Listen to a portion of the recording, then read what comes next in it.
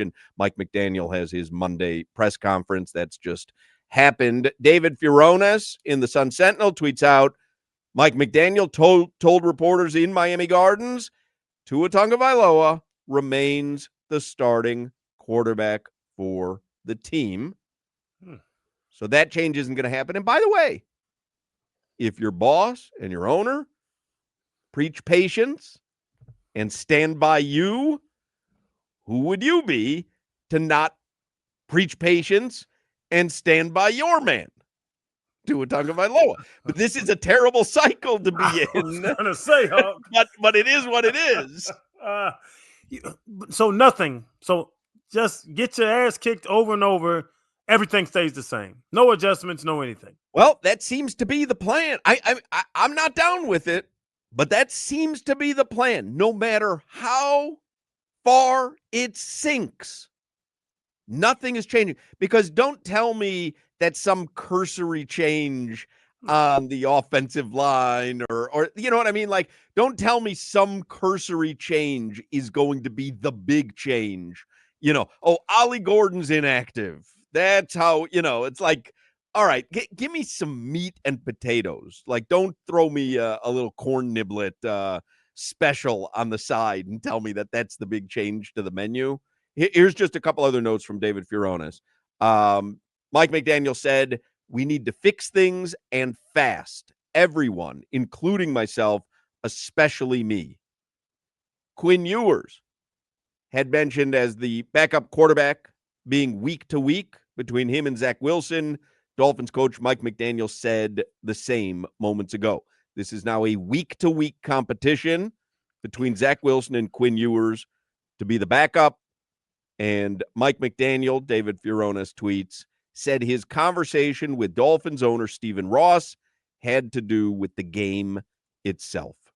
So if you think they had some sort of grand conversation about coaching and ideas and where the organization is headed, that doesn't seem to be the case. It seems like they had a small conversation about the game itself. It wasn't small. I based on somebody I talked to who was there, Stephen Ross was in that coach's locker room after the game for a lot longer than he normally is. A lot longer. That was a conversation after the game. But I wonder what that means. Is he normally in there for 5 minutes, right? Like the cursory visit, and then it's 15 minutes, which however long he was in there, I don't think it was enough time to solve anything.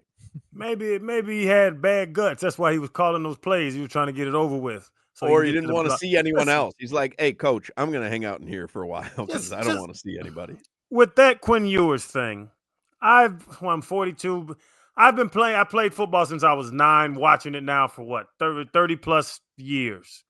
Solana, you're 20 plus years of football. Hawk, 72 years you've been watching football. You're going to do this again? You're going to do this all day long? But no, I'm messing around. You're on thin ice, buddy. When is the last time at any level you're evaluating in week 7 who the backup quarterback is? That's crazy, right? And I identified that as such a big problem last season, which they knew was a problem last season. And now they're 7 weeks in. And again, this doesn't mean spit, but they're 7 weeks in, like you said, and they don't know who their better backup quarterback is. If it's Zach, if it's Quinn, we're in a worse situation, even with Tua throwing 3 interceptions, sorry. But it just kind of adds to the narrative of the dysfunction in Miami. Tua with the player-only meetings, McDaniel with the people missing meetings last season. And now just think about, you talk about embarrassing Ross. Think about the other teams. They're sitting there listening to this too. Oh, the Dolphins don't know who's better between Zach and Quinn right now? This is crazy talk, man. Talk about dysfunction. This is crazy talk. There is no way I've ever been on a team where I don't know who's. If Chris Leak got hurt, I knew who was going in. If Cleo Lemon got hurt, I knew who was going in. Oh, Tua's out. Is it Quinn or is it Zach? That's crazy to be on a team with that dysfunction. I got to call it what it is. I think there's way better examples of dysfunction than this, only because isn't this what you do with a 7th round pick? You draft him, you take a flyer on him, and you hope that, hey, he comes in and he proves something to you. He impresses you. And Crowder, maybe over the past couple weeks, he's shown you he's matured in practice reps, and he's shown you that he's actually good enough to be at this very moment Yeah, but then the you don't backup take quarterback. but then you don't do a big thing about how we identified Zach Wilson as the guy who I'm we with want you. to back up to. Like, this is, to me, smacks of the offensive line conversation. Oh, you guys are more worried about it than we are, and it was terrible. You made a big show of we hand-picked Zach Wilson because they watched what happened when Tim Boyle and Tyler Huntley came in. We handpicked Zach Wilson. And now you're saying, well, we probably didn't need to do that because Quinn Ewers is just as good, or maybe Zach Wilson is just as bad. Or I'm with you. I'm not saying that this is a shining weird light on Mike McDaniel and that this is a silver lining. I'm just telling you, Zach Wilson was coming in as a reclamation project, and maybe they thought, hey, there could be shades of a Baker Mayfield. There could be shades of numerous examples around the NFL. Maybe that's what they thought, and now 6 weeks in, they're looking at a quarterback who, you know what, probably just isn't that good, and why not give the guy that we drafted the opportunity over him, considering the circumstances of you're entering that game 1-5, Crowder. Like, the point of Zach Wilson was, hey, you're battling for a playoff position.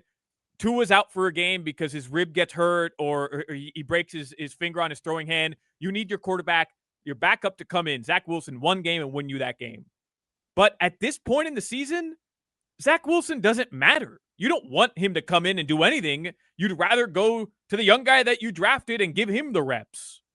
But no. If you say that, I'm with you. It was presented as it's week to week for them to figure out who gives them a best chance of scoring a touchdown on a given possession. What the hell were they doing in camp? What the hell were they doing in OTAs? He got drafted in when is draft? May, June, July, into August. You still don't know who gives your team a better chance to score a touchdown or get in field goal range? It sounds crazy. And to be honest, what quarterback? Because somebody last week was Dylan Gabriel. One of those guys have to be the scout team guy. You're watching him run a scout team card? Oh, man, he threw that Browns route real nice. He might be better than Zach Wilson. I see what you're saying with what does it help your team to put Zach Wilson in. I understand your narrative. Let the young guy get some burn. See if he can play at this level. I fully understand you. From the organizational standpoint, how do you not know who you're going to put in if Tua – I don't even want to put injury on him. If Tua tears his foot, his shoe breaks, and he has to miss a snap. No, just keeps playing the way that he's playing. Then you're going to have to make a move. Think about that. Blitz, boom. Tua's down. He's holding his ribs. Hey, who's going in? Zach or Quinn? What are you talking about? You don't know your backup quarterback. I've never heard of this in my life. I didn't even hear him say this dumb stuff today. It sounds crazy.